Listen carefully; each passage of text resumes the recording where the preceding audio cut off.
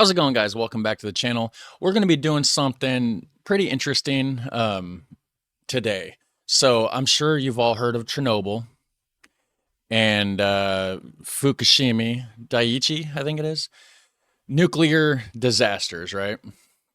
So I found this video, and it's Australia's secret Chernobyl.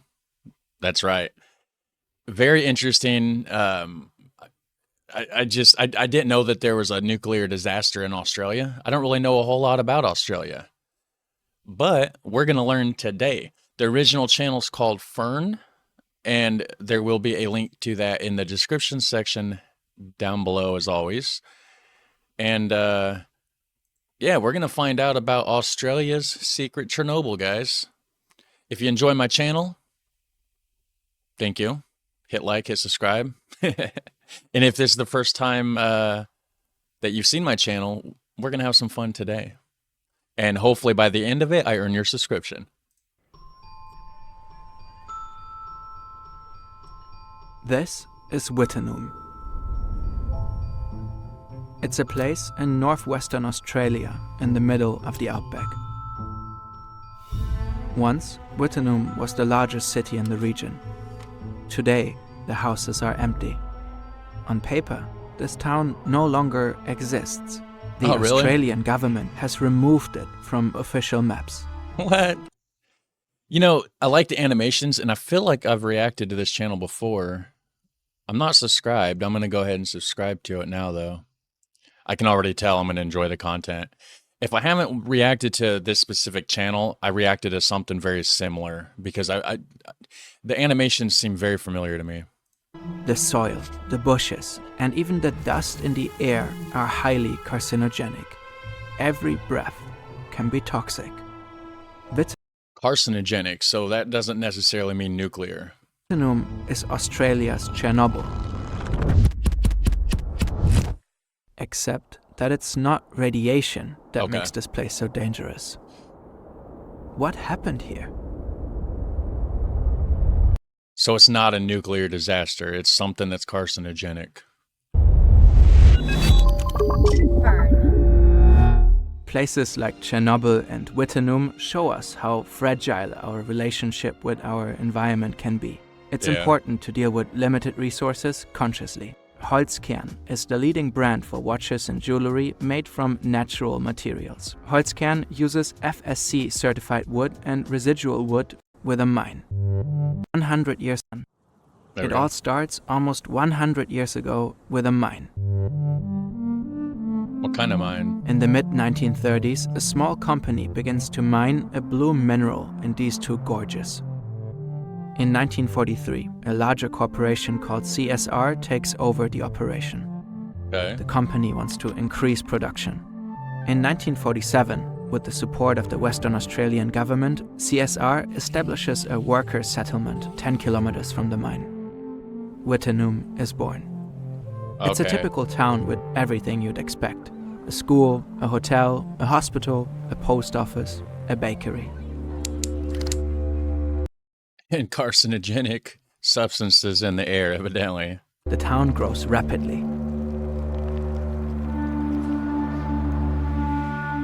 At the time, many people flocked to the northwest of Australia in search of employment.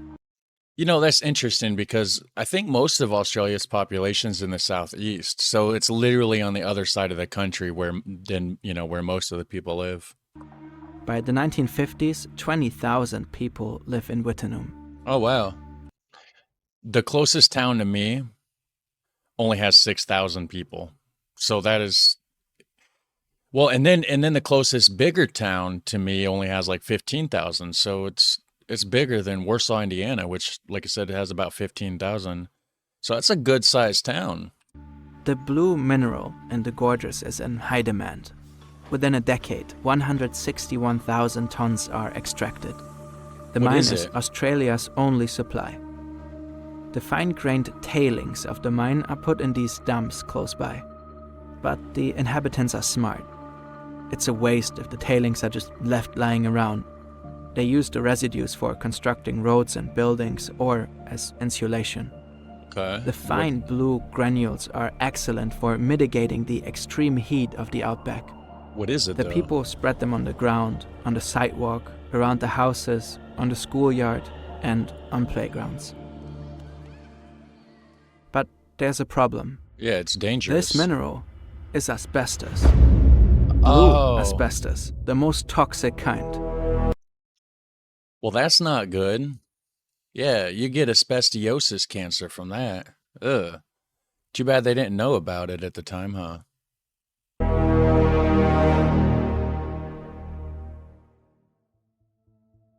You know, there's an abandoned factory in Warsaw, Indiana, and they can't tear it down because it's full of asbestos. And to tear it down, it would release a lot of that into the air. So it just sits and sits and sits, and it's a major eyesore. Asbestos gets into the lung when dust containing microscopic fibers of the mineral is being inhaled. The asbestos particles are sharp, so they damage the pleura. That's the protective tissue of the lung.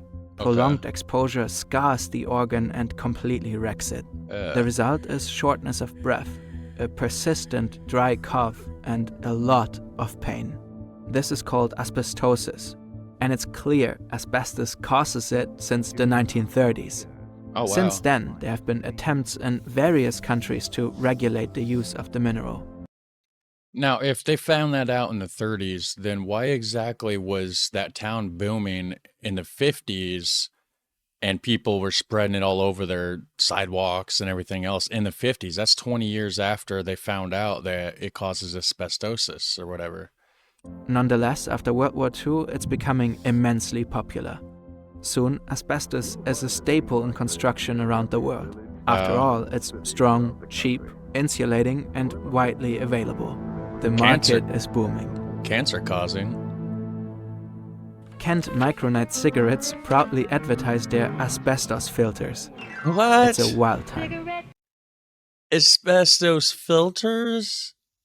That can't be good. What in the world? Designed just for you. Change to Kent. Change to Kent. Lobbying organizations across the world will twist the truth about asbestos in the coming decades, even as the science is becoming crystal clear. The concerns of health professionals are largely being ignored.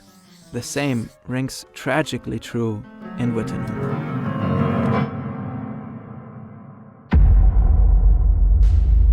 That's Eric crazy. Saint is a flying doctor.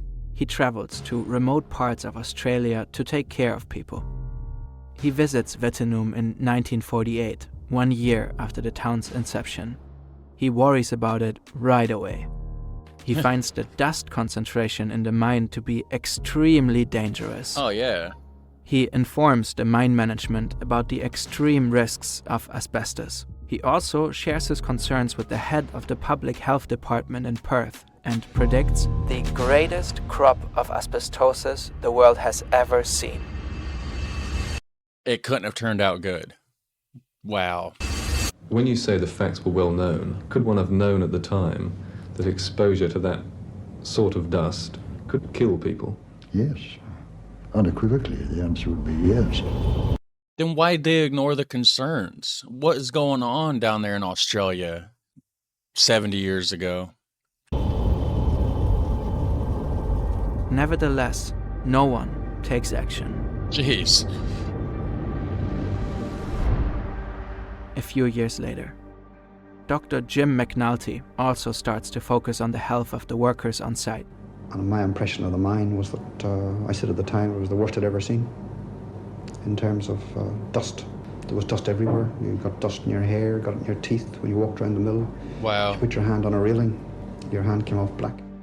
McNulty repeatedly informs CSR about the dangers of asbestos. The mine management does not respond. Well, it sounds like the CSR are dumb people. Attempts to get changes made to dust measurement, and particularly, were blocked by people who had done the same thing for many years. Greed. They didn't want to lose that money. I bet it's all about greed. In 1960, Dr. McNulty diagnoses the first case of a weird, rare cancer in Wittenoom. The patient had worked in the mine for 2 years in the late 1940s. That's it? 2 years? You know, I have heard, though, that it takes about 20 years or so for it to start, giving you symptoms.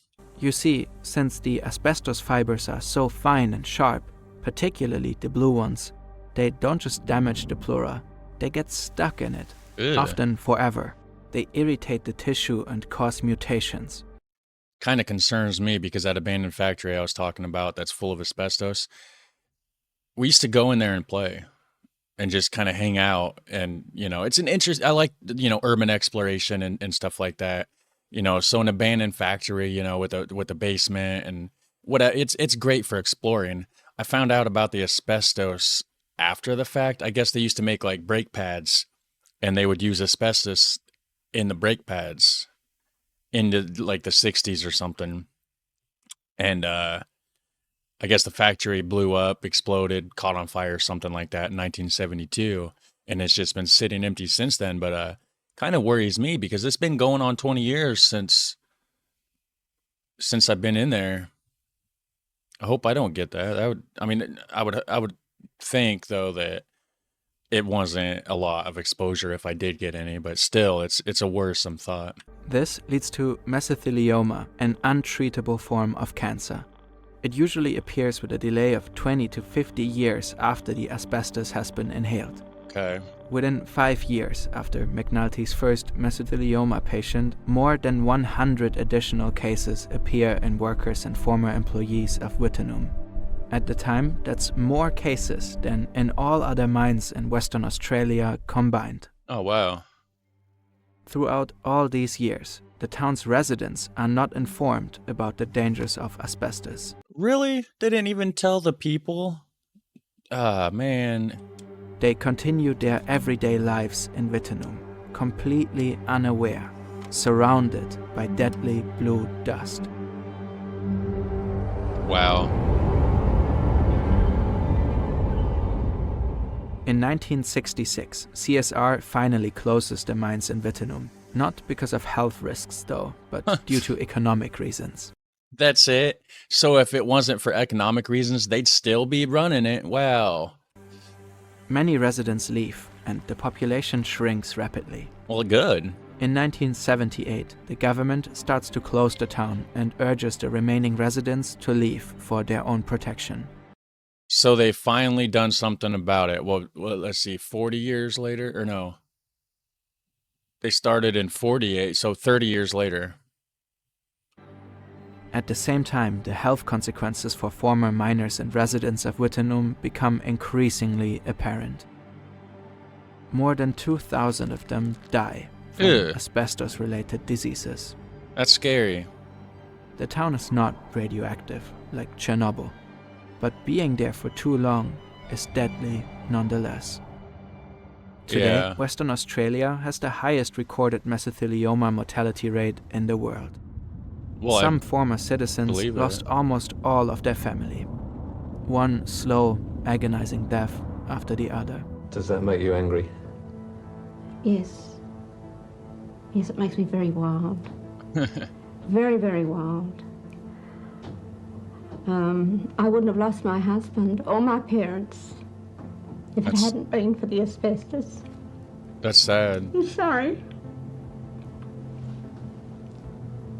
But nobody deserves to die the way that they died.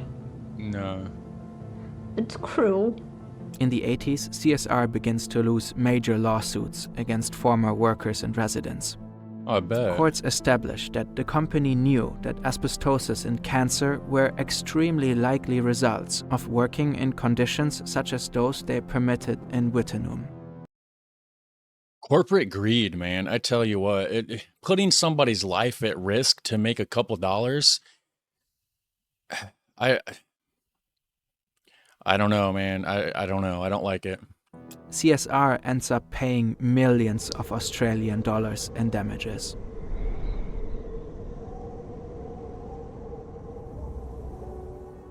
Money doesn't make up for the fact that you lost your loved ones or you're terminally ill. Money can't fix that. In December 2006, Wittenoom finally loses its town status. The power grid is disconnected.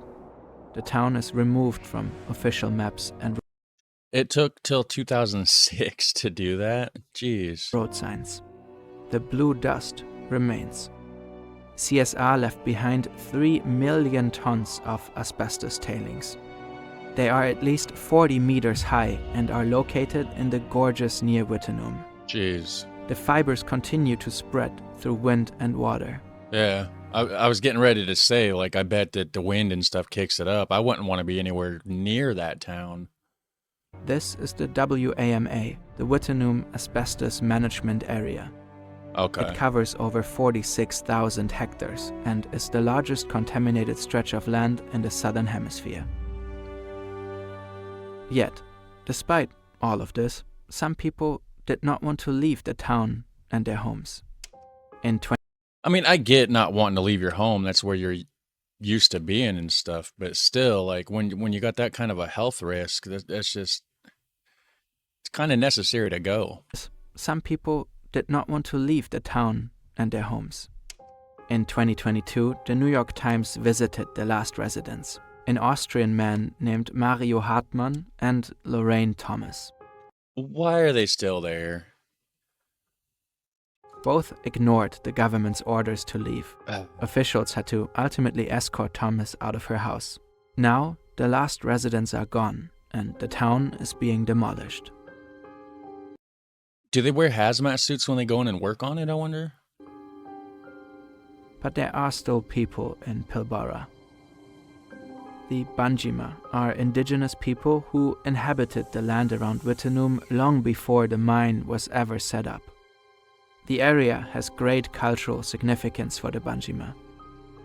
This is Maitland Parker, an elder of the Banjima people. He grew up in the vicinity of Wittenoom and played in the gorges as a child, with serious health consequences. I was Oh, yeah. diagnosed with mesothelioma in 2016, and it's a miracle I'm still here. It's my will keeping me going to fight this blasted thing. A lot of my people have been affected by it, have died from it as well. For more than 10 years, the Banjima people have urged the government to clean up the area. Already back in 1994, an official report warned the situation would only get worse and strongly recommended the asbestos tailings dumps be cleaned up or stabilized, and that the road into the gorge be removed. Couldn't they put like a giant dome over it like they did with Chernobyl? Reactor 4? They put like this massive dome over it to stop it from being spread and to contain it. Because obviously wind and rain and evaporation and stuff like that. So I wonder if they couldn't just put like a giant dome over those piles that they have there to stop it from getting kicked up into the air. I mean, that would help significantly, I would think. But no action was ever taken. It would be too expensive. Too expensive? You better come up with the money. Come on now, that's not safe. Disposing of all the asbestos could cost an estimated 100 to 600 million Australian dollars. And so, yeah, it's going to cost millions, we know that, but hey, that's not our problem. Exactly. They're putting problems on you that's not your fault, and now you got to live with it, and all your people have to die because they're not taking action. That's not fair. I wouldn't be happy if I was him. I mean, he's not happy, of course, but man. Until then, the aftermath of Wittenoom continues. The blue particles continue to be taken up by the wind that blows through the ruins. The tailings continue to crumble into. Couldn't they just take concrete and just coat the piles? Just take a massive amount of concrete and just dump it over the pile and just let it, just coat it. The once magnificent gorges into river streams. The sharp fibers are still in the lungs of people who played on the town's playgrounds and walked its streets. A great number of these people will die a painful death. I don't even know what to say about that, but the Australian government, you need to get your shit together. Just saying. I mean, you got to take care of your people, okay? And to force those problems on an indigenous tribe that has nothing to even do with it, and they're just stuck there suffering the consequences, that ain't right. That is certainly not right. You should be ashamed of yourselves. And maybe Britain could do something about it, because doesn't Britain own Australia? Like, isn't Australia technically under Britain rule or something? I don't know exactly for sure. I'm just a dumb American. But anyways, drop a comment. Let me know what you think about it.